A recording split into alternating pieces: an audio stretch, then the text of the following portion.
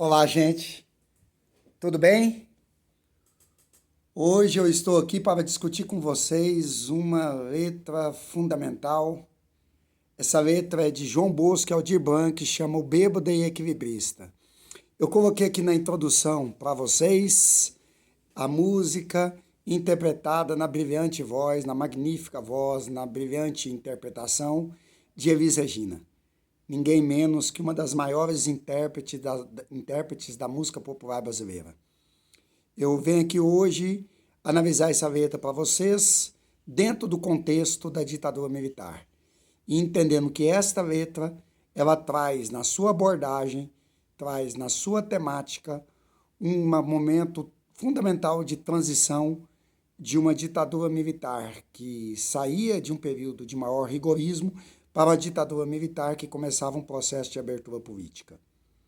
Nesse sentido, portanto, antes da gente começar a nossa análise, eu gostaria que você se inscrevesse no canal, clicasse aí no sininho para receber as notificações e impulsionar o canal e assim ajudar a gente com o nosso trabalho, com a divulgação, portanto, do conhecimento nas mais variadas dimensões que a história permite com que assim o seja, tá bom?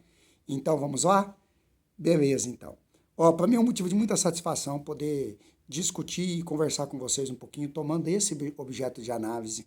Você sabe que essa perspectiva de analisar letra de música, poesia, obras arquitetônicas, obras artísticas, está dentro de um momento específico chamado terceira geração de uma escola chamada Escola dos Anáveis, que trabalha a partir da liderança de Georges Duby, de Jean Delumeau e também do próprio Jacques Legoff, trabalha com a perspectiva de que a história pode ser vista a partir de novos objetos, novas perspectivas e novos problemas. E assim esgarçou, ampliou as noções que nós possamos, então, tomar a fonte histórica como objeto de análise. E é nesse sentido que eu estou analisando, portanto, agora com vocês, essa letra, O Bêbado e Equilibrista, que é um dos clássicos da música popular brasileira e que, sem sombra de dúvida, traz uma grande contribuição para que nós, então, possamos interpretar esse momento tão fundamental da história do Brasil, que foi a ditadura militar, um momento extremamente complexo, marcado pelo autoritarismo, pela intransigência,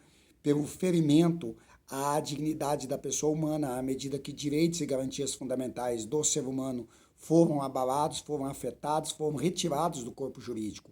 Portanto, discutir esta letra, tomando como pano de fundo uma análise mais ampla desse período extremamente complexo da nossa história recente, que é a ditadura militar e que guarda suas permanências de maneira muito contundente, inclusive até os dias de hoje, é sempre para mim um motivo de muito prazer.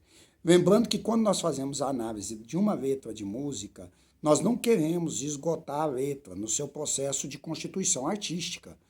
O nosso objetivo aqui é trabalhar de maneira objetiva, sem que nós exageremos o objetivismo, porque assim nós não queremos ferir a subjetividade que está presente na composição da obra artística. O nosso objetivo aqui é, sobretudo, trazer à tona uma gama de conhecimentos, uma série de conhecimentos, conhecimentos esses acerca deste momento, a partir de uma análise específica e buscando, dentro de uma maneira objetiva, com um determinado rigor teórico e também metodológico, para que nós consigamos perceber o que essa letra de música conseguiu filtrar desse momento tão importante da história do Brasil, sobretudo da nossa história recente, que é a ditadura militar. Tudo bem? João Bosco e Aldir Blanc, eu acho que dispensa apresentações. São dois brilhantes compositores, o João Bosco, um excepcional músico e também um excelente intérprete, e o Aldir Blanc, esse excelente compositor, que teve uma parceria durante um bom tempo com o João Bosco, e hoje ele é homenageado, inclusive, o Aldir Blanc, com a lei que surgiu para auxiliar os artistas, sobretudo no momento da pandemia. Lembrando que o Aldir Blanc faleceu vítima de Covid, e ele faleceu meio que no início assim, da expansão da pandemia. E daí a sensibilização do Congresso Nacional de apevidar a lei que vai auxiliar os artistas com o nome de Lei Aldir Blanc. Eles têm outras composições fundamentais que, no outro momento, inclusive, eu posso analisá-las com vocês, mas que agora, de maneira detida, eu vou tomar por objeto de análise a letra O Bêbado Equilibrista, tá bom? E para começar, portanto, essa análise, feito essas explicações de ordem metodológica, eu quero então dizer para vocês o seguinte: é sabido por vocês, e é sabido por nós, que a ditadura militar ela não constituiu um todo homogêneo. Nós tivemos militares que foram contra o golpe, os legalistas, aliás, na casa de milhares foram contra o golpe. As pesquisas estão aí para mostrar. Muitos deles são expulsos do exército, outros são aposentados compulsoriamente e alguns, inclusive, são até mortos. Então você percebe que não é um todo, um bloco monolítico quando se fala de militares e militares que estiveram envolvidos no processo. É certo que uma maioria dos militares foram a favor, sem sombra de dúvida, da implantação do regime via golpe, regime esse ditatorial, que é a ditadura militar ou o regime militar, como assim outros historiadores o querem. Então, nesse sentido, você vai ter uma divisão didática em que os militares se subdividiam pelo menos em dois grandes grupos, uma vez apoiando a ditadura militar. Havia aqueles que eram seguidores do Castelo Branco, eram militares mais intelectualizados, muitos deles leitores, inclusive, de teóricos da Sorbonne, e eles eram apelidados com o nome de linha moderada ou ainda castelistas. E o nome castelistas é uma alusão a Castelo Branco, porque eles acreditavam de fato na ditadura em caráter transitório. Para eles, a ditadura militar seria uma transição para implantar uma outra democracia.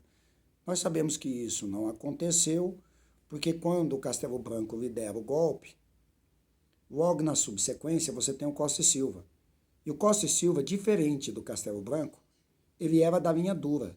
E a linha dura era uma linha dentro da ditadura que acreditava, portanto, que o regime militar deveria assumir um caráter de permanência.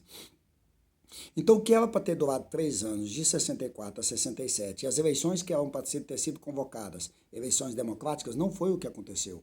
Então, em 69, em 67, quer dizer, desculpa, o Costa e Silva sucedeu o Castelo Branco.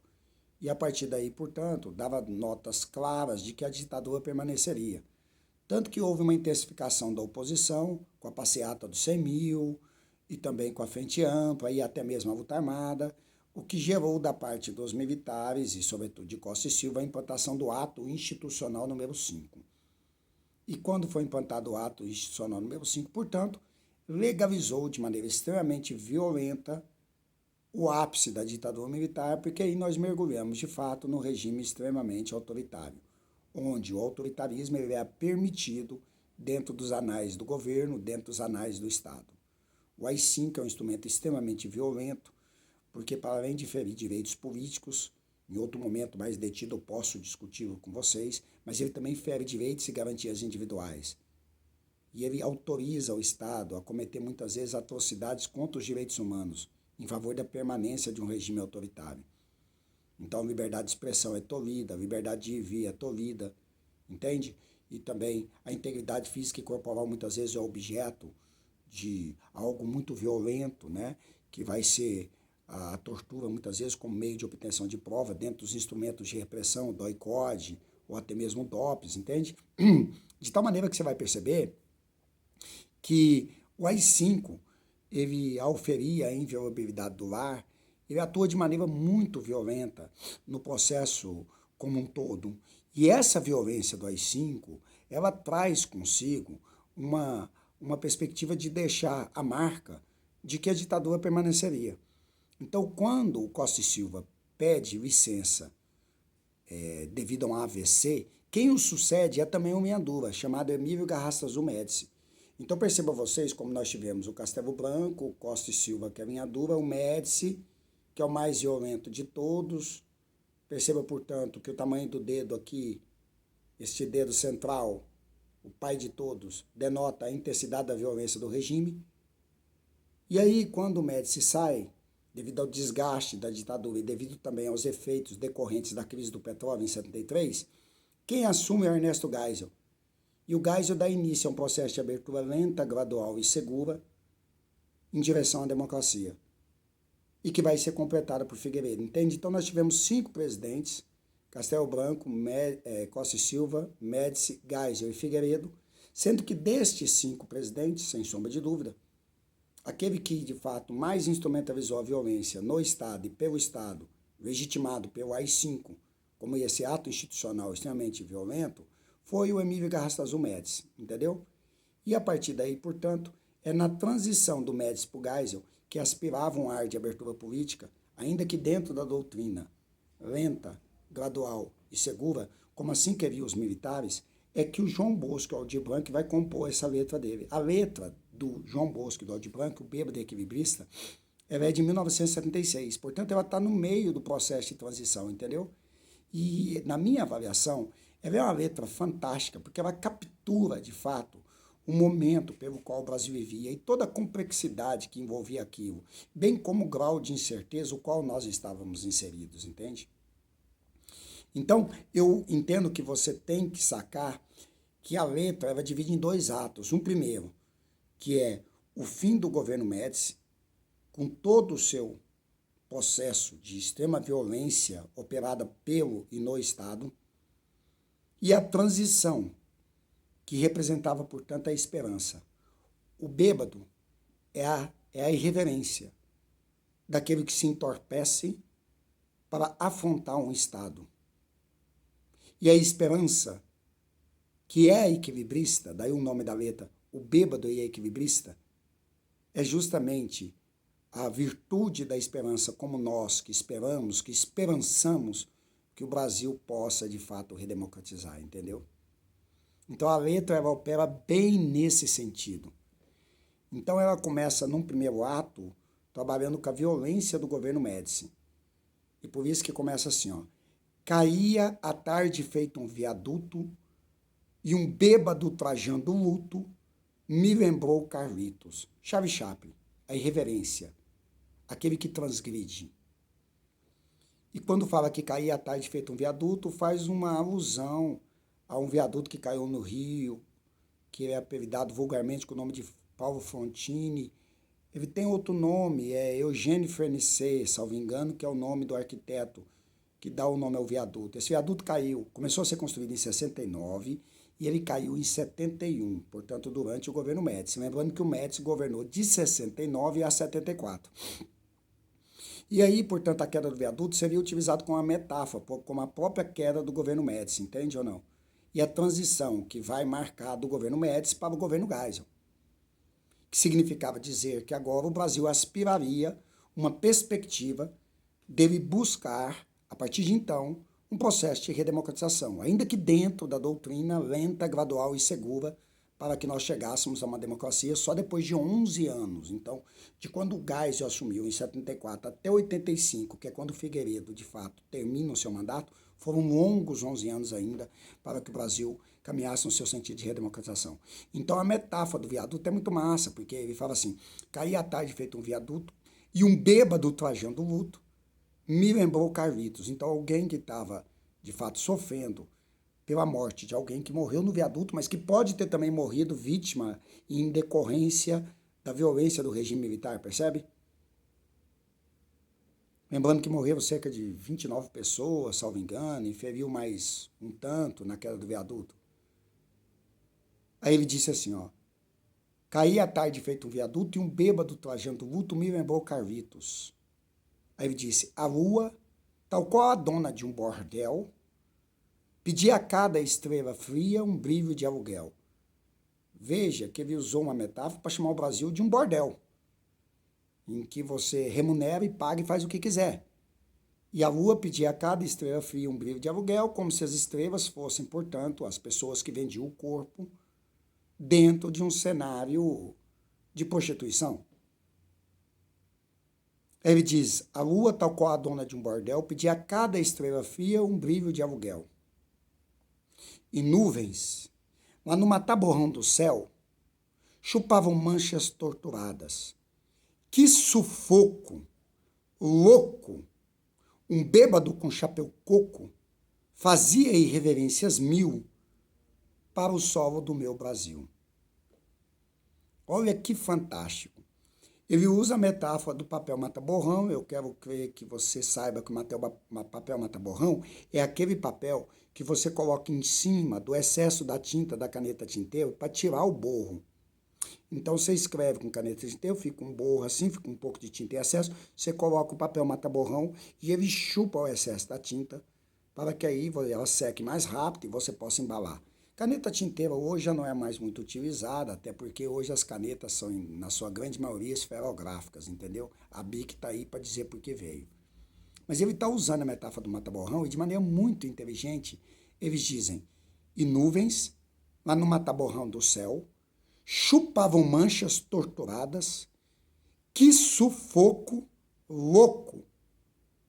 Então ele está dizendo, que sufoco que nós vivemos, porque as nuvens, lá no mata-borrão do céu, como se no céu houvesse o papel mata-borrão, chupavam manchas torturadas de um regime extremamente violento. E ele diz, que sufoco louco. Um bêbado com chapéu coco fazia irreverências mil para a noite do meu Brasil. Porque uma das determinações do AI-5 era o toque de recolher. Você tinha um toque de recolher se você fosse encontrado, portanto, no período noturno, fazendo determinado tipo, andando, caminhando, você já era considerado culpado, entende? E daí o bêbado com chapéu coco, só para estar bêbado, entorpecido, de luto pela morte de alguém, que pode ter sido da queda do viaduto, mas pode ter sido também pela violência do regime, até pela força do mata-borrão do céu, que chupavam manchas torturadas de um regime que muito feriu a integridade física e corporal, pode, portanto, denotar que ali você estava vivendo um regime extremamente autoritário e o bêbado, só bêbado, fazendo irreverências mil para o solo do meu Brasil, porque estando além do horário permitido no toque de recolher, significava dizer que ele poderia estar sujeito, portanto, à ação das forças de repressão, por considerá-lo subvertente, por estar descumprindo uma ordem estatuída pelo Estado através dos instrumentos legais, sobretudo o ato institucional número 5. Percebe? E ele termina, fazia irreverências mil para o solo do meu Brasil. E aí começa o segundo ato, que é a transição do governo Médici para o governo Geisel, e com todas as dificuldades que o governo Geisel vai enfrentar no processo de democratização. Ele começa o segundo ato assim, ó, meu Brasil que sonha com a volta do irmão do Enfio, com tanta gente que partiu num rabo de foguete. E aí ele está falando, meu Brasil que sonha com a volta do irmão do Enfio. O irmão do Enfio é o Herbert de Souza, o sociólogo, Betinho. O Betinho foi aquele sociólogo que na década de 90 fez a famosa campanha contra a fome, uma campanha fundamental que inclusive serviu de inspiração para que mais adiante o Fernando Henrique Cardoso instalasse no Brasil o programa social e o governo do PT ampliasse com a instituição do Bolsa Família. Percebe? Então o Herbert de Souza foi o irmão do Enfio que foi exilado no processo de ditadura militar. O Enfio, todo mundo conhece, é aquele cartunista que morreu de hemofilia, como o Betinho também morreu de AIDS. Ambos morreram de AIDS, porque como hemofílicos, eles pegaram banco de sangue contaminado com AIDS e aí eles morreram vitimados por AIDS, porque eles precisavam fazer reposição sanguínea, entendeu? E o meu Brasil que sonha com a volta do irmão do Enfio é o Herbert de Souza, porque o nome do Enfio é Enfio de Souza. O Enfio é aquele cartunista famosíssimo. Eu quero crer que você saiba que o Brasil é uma das maiores referências mundiais para confeccionar cartoons. O Brasil, inclusive o movimento modernista, por assim dizer, no Brasil, ele começa a partir de cartoons, em Recife e no Rio de Janeiro, entende? Então, ele está fazendo alusão a tanta gente que partiu num rabo de foguete. Teve que partir correndo, tanto de políticos exilados, né? Tanto de intelectuais exilados, o tanto de artistas exilados, Caetano Veloso, Gilberto Gil, Chico Buarque no Alto Exílio, né? Outros artistas tiveram que se exilar dentro do próprio país para não ser perseguidos, intelectuais os mais variados, professores universitários aposentados, políticos exilados. Então, com tanta gente que partiu no rabo de foguete. E ele diz, chora a nossa pátria mãe gentil, ou seja, o Brasil, choram Marias e Clarices no solo do meu Brasil. Quando ele fala de Maria e Clarice, ele está usando uma metáfora para fazer alusão a dois personagens reais. Maria é a esposa do Manuel Fiel Filho. O Manuel Fiel Filho, ele foi o ouvido operário que foi chamado para prestar esclarecimento nas dependências do DOI-CODE, e ele, Manuel Fiel Filho, veio a morrer vitimado por maus tratos dentro das dependências do DOI-CODE. E a Clarice é a Clarice Herzog, esposa do Vladimir Herzog. O Vladimir Herzog é aquele jornalista, editor-chefe do Jornal da Cultura, e que foi chamado também para prestar esclarecimentos dentro das dependências do DOI-CODE, e ele, portanto, o Vladimir Herzog, ele saiu de lá num caixão lacrado com laudo cadavérico de suicídio. Aquela foto que vazou, que eu quero que você conheça, que ele está enforcado, né, num enforcamento impossível, e que, portanto, ele foi convencido pelos arguidores dele que ele teria que suicidar, e ele suicidou. Olha o absurdo de uma proposta dessa. E, portanto, quando eles usam a metáfora choram Marias e Clarices no solo do meu Brasil, né? Chora a nossa pátria, mãe gentil, choram Marias e Clarices no solo do Brasil, eles estão fazendo alusão de que esse processo de transição, ele ainda guarda muito da violência do governo passado, porque aconteceu já no governo Geisel. O Geisel, inclusive, teve muita dificuldade nesse sentido, né? Porque o Geisel teve que demitir o Ednardo Dávila, que é o comandante do DOI-CODE, porque ainda dentro dos aparelhos de repressão, DOI-CODE, DOPS, o pau comia e a tortura comia. E como é que o Geisel, como aquele que em tese estava conduzindo o Brasil a um processo de democracia, ainda que lenta, gradual e segura, seria conivente com esse tipo de atitude? Hoje já está até provado por documentos da CIA que o Geisel também liderou o processo da tortura. Todavia, ele controla para que ela não fosse tão deliberada quanto foi no governo que o antecedeu, que no caso foi o governo do Médici, entendeu? Então, por isso que ele diz, meu Brasil que sonha com a volta do irmão do Enfio, com tanta gente que partiu num rabo de foguete, chora a nossa pátria mãe gentil, choram Marias e Clarices no solo do Brasil. Aí ele diz, mas sei que uma dor assim pungente não há de ser inutilmente. Ele diz, a esperança, que é equilibrista, olha que massa, a esperança dança na corda bamba de sombrinha. E ela sabe que em cada passo dessa linha, ela pode se machucar. E olha o tanto que a percepção deles foi fantástica.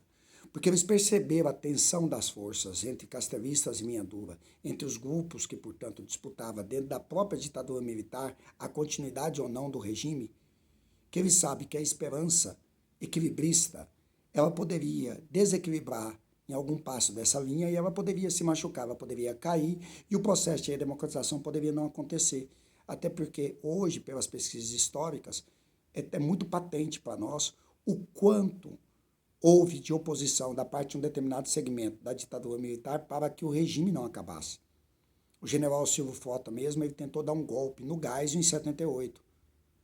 E depois que o processo de democratização se agudiza no governo Figueiredo, você vai perceber que os linhaduvas começaram a cometer atentados terroristas para turbar o ambiente. O que o mais famoso deles foi o malogrado atentado do Rio Centro, onde a partir do atentado do Rio Centro não tinha mais dúvida de que os militares da linha dura eram aqueles que cometiam atentados terroristas, colocando bomba em porta de colégio de crianças, em banca de revista, enviando carta-bomba para o presidente da OAB, o que não o matou, todavia matou sua secretária, e tentando explodir um show de música popular para que assim turbasse o ambiente, atribuindo a culpa aos comunistas para que pudesse, portanto, permanecer o regime ditatorial, criando essa polarização e assim criando um antagonismo que legitimasse a continuidade do regime, percebe? Então, quando ele fala que a esperança dança na corda bamba de sombrinha, ele diz que a corda está bamba. E uma vez a corda estando bamba, significa dizer que em cada passo dessa linha ela pode se machucar.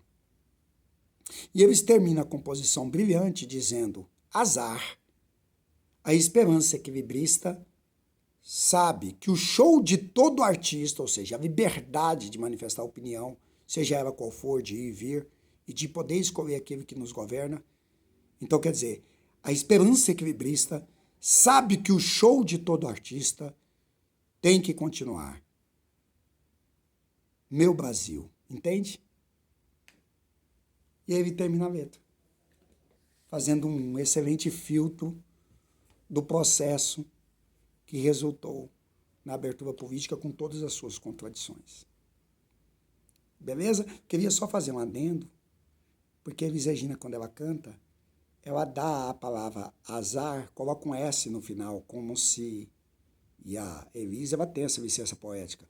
Tanto que ela já mudou até a letra do Belchior também. Né? Se você ouve como Nossos Pais na voz da Elis Regina, que é do Belchior, você vê que a letra é diferente da letra original do Belchior. No Belchior é contando os seus metais. Aí Elis fala assim, ó, contando o vil metal, entendeu? Então é isso. E aí a Elis fala asas, como se a esperança equilibrista devesse ganhar asas e voar em direção à democracia. Essa é a letra, o Bêbado Equilibrista, de João Bosco e Aldir Blanc, interpretada maravilhosamente bem pela Elis Regina, mas também pelo João Bosco.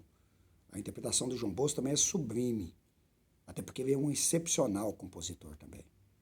Tudo bem? Então essa é a minha análise para vocês dessa letra, com minhas inclinações aí, minhas abordagens acerca da ditadura militar. Foi um prazer aqui, inscreva no nosso canal, toca o sininho, impulsiona o canal para você receber as notificações. E para mim é motivo de muito prazer poder ter estado com vocês aqui, tá bom? Grande beijo, valeu, é isso aí.